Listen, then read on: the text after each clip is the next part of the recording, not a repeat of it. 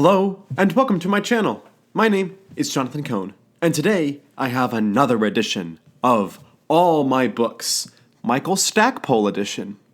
Now, a lot of people know I am a big Michael Stackpole fan. I've read specifically all of his Star Wars novels, and then I've read one of his fantasy novels. And he is an author that I respect a lot because he has a very articulate way of talking about the publishing industry. The way when I either read his blog posts, or when I listen to interviews from him, or when I've even met him in real life, he just has this way of being able to describe how editors work, how publishers work, how writers should work, what the financial business is, all that area. He just is a very knowledgeable person. He also is very knowledgeable when it comes into media tie-in fiction and has actually been the primary inspiration for quite a few media tie-in fiction writers of the current generation. And so I have just immense respect for Michael Stackpole. Now, there are things he puts in his books I sometimes don't like, and even some aspects of things like his Twitter feed I don't particularly like, but his writing is very stellar, and I always enjoy him.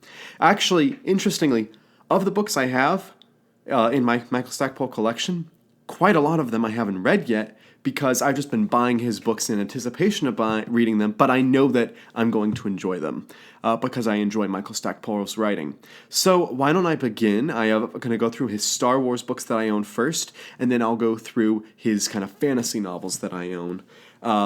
So I own his novel X-Wing Rogue Squadron, the first in the X-Wing series, and of course I was able to get it signed by Mr. Stackpole when I met him and interviewed him, actually. The interview is found on this channel. Just look up the Michael Stackpole interview, Jonathan Cohn, and you'll be able to find it. It was a ton of fun to do. And so this one is one of his excellent X-Wing novels. I actually think it's the weakest X-Wing novel because it's more standalone. Like, it's setting everything up, but not in the most obvious of ways.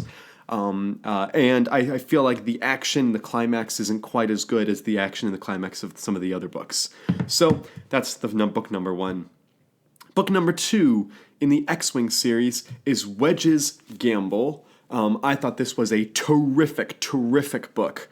I thought that this stepped up the plot overall of the series. It really showed where they were going. It made the scope larger. It sent us to Coruscant, which was pretty interesting because this was, of course, written before the prequel trilogy had come out. So this was, what the original views of Coruscant was going to be. So it's quite fun there. There's some love interest, love triangle stuff happening here. It's great all around. Next, I have my copy of The Krytos Trap, the third book in the X-Wing series. This is one that sticks with me because there's some great plot twists and some great mysteries in this book that unfold really well. And one of the great mysteries is there is a villain among the X-Wing Rogue Squadron group, and they're trying to figure out who that villain is, who that bad guy is. And so that's all explored here. There's the trial of one of the characters that is really good. One of the characters is captured, which is really good. And of course you have the whole Krytos virus going on in this book. And of course most of this book takes place on Coruscant. A really just excellent book. This is one of those books that I remember exactly where I was. We were traveling on vacation. I remember exactly where I was when I read this book. Next I have the fourth book in the X-Wing series, the last in the line, the first four books of the X-Wing series make their own kind of arc, and the last book I have is The Back to War, with this beautiful cover. All the covers were great, but this one is just, I think, beautiful. And this is one book where, interestingly, before I became a book reader, I was just a Star Wars fan. I like the movies, and I like some of the TV shows, and that's all I liked. And so my mom, when she was looking for Christmas presents for me, and birthday presents, she found a t-shirt that actually had this image on it of the Star Destroyer and the X-Wing and the others in the background. That's what the shirt had on it. It didn't have any of the writing, really, except for it said Star Wars, but it didn't have the X-Wing Back to War, Michael Stackpole. I didn't have any of that on there. So we didn't know what it was from necessarily. Years later, when I became a book reader, I came across this book and was like, hey, that's like the shirt I have. So I actually wore the shirt when I was reading the book, which was quite fun. And also when I got to meet Michael Stackpole, I was wearing the t-shirt. And as I walked up, he pointed at the t-shirt and said, "That is a cool shirt. I love that shirt." That was a lot of fun. So I really like this book. Of the original four, I do think that Krytos Trap is still the best, and Wedge's Gamble is pretty close, but this one is also superb and excellent. He took some time off. He was working on other projects, but he knew he wanted to come back from the X-Wing series, so he also did X-Wing Isard's Revenge. This one, it's because it's basically a standalone. It follows some of the little plot lines of the previous books, but it doesn't necessarily feel like a direct sequel. It's like, well, we have another book contract for him, so just write a standalone kind of book that kind of follows the others. And it's entertaining, but it's not stellar, in my opinion. Probably one of his weaker books. Then we have his standalone book that originally came out in hardcover, whereas the whole X-Wing series was originally a mass market paperback series. His next novel, he was finally rewarded with a hardcover, and I don't have the hardcover, but I do have the paperback, and that is I, Jedi. This was the first book I read in college, because I remember I was being dropped off at college by my parents, and we finished unpacking the room, and I had nothing else going on that day, and so I just took the book and went down to the lunchroom, had dinner, and just read the book for several hours, and it was quite fun.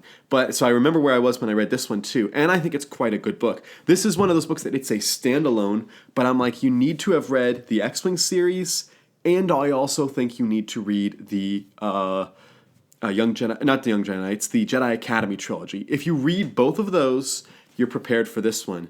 But I feel like a lot of people just jump into this one because it's a standalone, and it's one of only a handful of first-person novels, the only EU novel that's in first person, which was a bold move on Michael Stackpole's point, but it was really well worth it. An interesting exploration of Corran Horn and also of the time period, and it takes place at the exact same time as the Jedi Academy trilogy, so it works real well. And by the way, all of these are signed, but I'm not going to show you all of them at the moment. I have one more. It's kind of science fiction-y, kind of not science fiction-y. It's hard to describe. I have one more Michael Stackpole book that I'm going to grab really quick, and that is Gears of War, Ephira Rising. I don't know how to pronounce this. I'm sorry. Ephra Rising. By Michael Stackpole. This is a Gears of War novel that came out, I believe, in 2021, or maybe it was 2022, in one of the two. 2021. It came out in late 2021.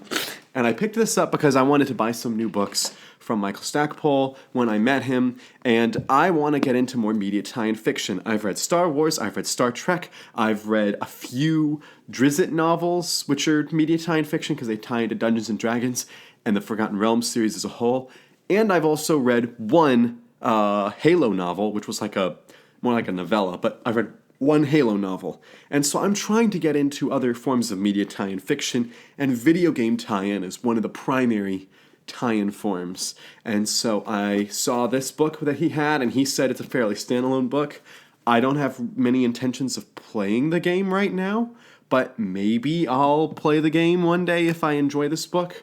Or maybe I'll play the game so that I can read the book. And they have a lot of the books in this series. There's not too many of them, but a lot of them are actually at my used bookstore. And I just haven't purchased them because I'm not sure I'll like the series. But if I am going to like the series, it's because Michael Stackpole's writing it. So I intend to read that one soon. Next, we're going into my fantasy novels. I have 4 of them that I have not read and 1 of them that I have read. I'll save the one I have read for the end because there's something special there. But for the ones I haven't read, there's a duology, A Hero Born and an Enemy Reborn. This book series is really fascinating to me. I haven't read it yet, but I've read articles about it, which I find really fascinating. And in the afterword of this book, Michael Stackpole goes into some interesting publishing details. This was made as part of a prepared series from multiple authors, basically to become its own tie-in universe. I don't understand whether it was from a video game or a board game or a tabletop game. It seems like it was created for something else. But regardless, Michael Stackpole was tapped with writing the first novel, and he wrote the first book. And he was also working on designing the universe with the creator of it. And he had a friend, William F. Wu, who was going to be writing the sequel. And then a lot of publishing changes happened, a lot of issues came across, and so they switched publishers and switched plans and ended up having to make the book a longer book than was planned. And so the first one, my copy is like broken and you can see like the bindings coming off, but the first one, A Hero Born, came out and it did okay. It didn't do amazing, but it did okay, and so they were prepared to do a second book, but they wanted to do some extensive changes to the second book. And so rather than have William F. Wu change the book, they had Michael Stackpole go in and do it himself. And so Michael Stackpole gets his name on this cover. He's the sole author according to this. But when you open the book up and go to the title page, which is signed, by the way, The Realms of Chaos is the series, you see it says Michael Stackpole and William F. Wu. And so that's because it's kind of William F. Wu's story as well, but he didn't do all the extensive rewrites. It was just Michael Stackpole who did it. So that's just a fascinating conversation to be had behind these books. And so I intend, and this is a simple duology, they didn't do more books in this series beyond this as far as I understand, and so it'll be a simple, quick duology to read, and I like the title, A Hero Born, An Enemy Reborn. That's a great, if you're going to do a duology, that's a way to do a duology. So I'm interested in reading those books. I think those will be a lot of cheesy fun. Then I have the first in a trilogy called A Secret Atlas, which this was one of the first books that I experimented putting my protective covering on, so that's why it looks a little different. Don't know too much about this book. It's a longer book for him. It's like 600 pages, but it looks like it'll be a fun fantasy read. It's kind of a seafaring voyage read, and I wanted to wait till I bought the other two books to see if I enjoyed this one. But again, as usual, I love Michael Stackpole quite a lot, so I'm sure I'll enjoy it. Next, I have another standalone from him, which, by the way, just such a cheesy cover, is Eyes of Silver by Max Stackpole. You have the guy, the kind of 1970s hero with the eyes that are glittering. You have the knight, you have the woman in the interesting garb, and you have in the corner here like kind of like a creature. What on earth is that creature?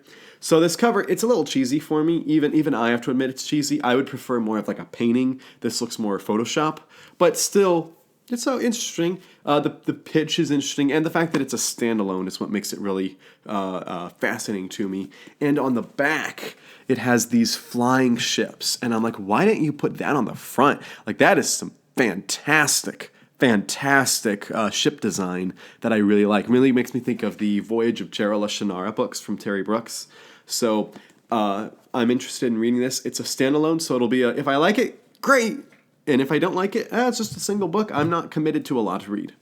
Finally, I'm going to talk about the book that I do own, which I've talked about on this channel a couple of times, but I don't actually talk about it as much as I should because it's really good, and that is Talion Revenant.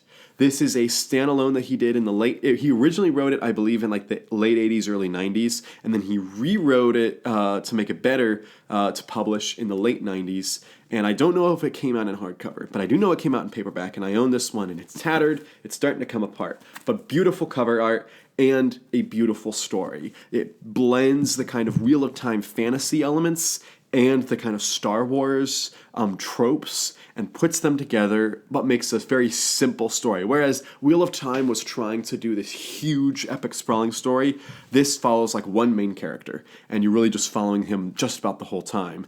And it's kind of a revenge story, but also kind of a redemption story. And so I read this book, I loved it, and I was so excited when I heard that Michael Stackpole would be doing sequels. And he would be doing a sequel called Talion Nemesis. And for a while, it was when he got the rights to the ebook of this, he said he would do the sequel if he sold 10,000 copies of the ebook. And then he said, well, no, when he was starting his Patreon a couple years ago, he would publish it on his Patreon, which he did. He started writing it chapter by chapter and releasing it a chapter or two a month on Patreon. And just in the end of 2022, I want to say like October or November of 2022, Michael Stackpole finished Talion Nemesis, and he published the final chapters on his Patreon. I am not on his Patreon, so I have not read it yet. I am a physical book person always, unless there's an extreme circumstance. I'm a print book always. I never do ebooks unless it's like a really, like someone needs me to do an ebook. So because of that, I am still waiting on the print copy. Mike Stackpole has, when I talked to him last March, so this was about a year ago that I had a conversation with him about this, he said his plan is that when it was done on his Patreon, he would probably do a Kickstarter and publish it through a Kickstarter. So I actively check his Facebook page, check his Twitter feed. I actively check his Patreon, anything I can to try to find out if the Kickstarter is starting or when it'll start or anything like that. We don't have news about that as I'm recording this, which is in late February of 2023, but I'm hoping that he does do the Kickstarter because I will absolutely buy it because I loved Italian Revenant that much. It's probably one of my favorite books from Michael Stackpole. So I'm a big Michael Stackpole fan, and I did not mention two books that I have read of his, but I don't own physical copies of. And those are the two New Jedi Order books, Onslaught and not Riptide, Onslaught and Ruin, part of the Dark Tide duology and the whole New Jedi Order series, which are brilliant books, really well done. They're really short. They're like under 300 pages, but they're still very entertaining. But I don't own those copies. Those were actually my brother-in-law's when I borrowed from him, so I still need to get all my New Jedi Order copies. But those are all of the Michael Stackpole novels that I own. If you've read any of these, let me know your thoughts on them. If you're a Michael Stackpole fan, let's have a conversation below. Have you read his fantasy novels, or have you only read his Star Wars, or have you read his Gears of War book, or have you read anything else he's done? Let me know all those thoughts in the comments section down below. But until next time, I'm Jonathan, and thank you for watching.